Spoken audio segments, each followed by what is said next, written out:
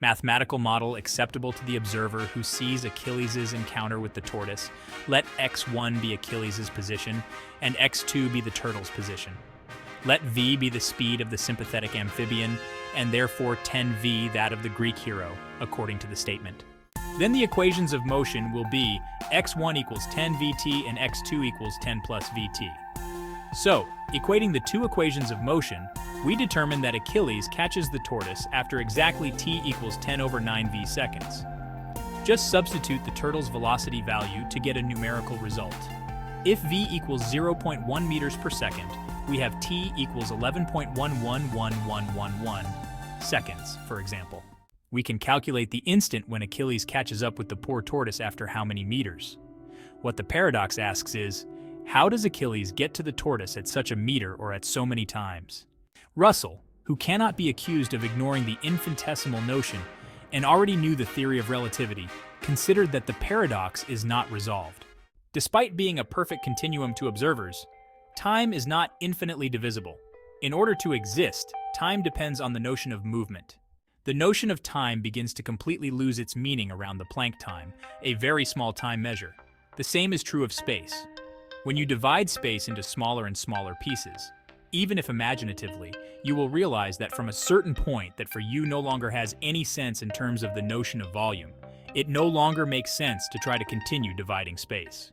The concepts of physics are all local, have locally limited validity, depend on man to formulate, define, interpret, and exist.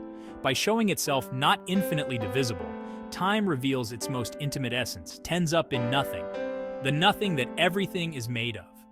Every movement is always also a perfect rest.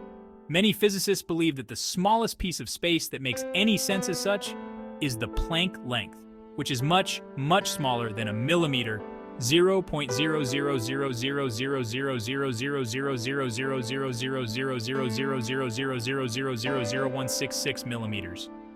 0.000000000000000000000000000000000000000000000000000000000000000000000000000000000000000000000000000000000000000000000000000000000000000000000000000000000000000000000000000000000000000000000000000000000000000000000000000000000000000000000000000000000000000000000000000000000000000000000000000000000000000000000000000000000000000000000000000000000000000000000000000000000000000000000000000000000000000000000000000000000000000000000000000000000000000000000000000000000000000000000000000000000000000000000000000000000000000000000000000000000000000000000000000000000000000000000000000000000000000000000000000000000000000000000000000 man, he doesn't have space for himself, for example, and man is quite limited. He doesn't have space for himself, for example, and man is quite limited. The idea of division makes sense to man only within the permissible limits of human illusions. Things only exist because we see them as things. For the universe, everything is the same. The operation of dividing makes sense to man up to a certain limit, but it means nothing to the universe.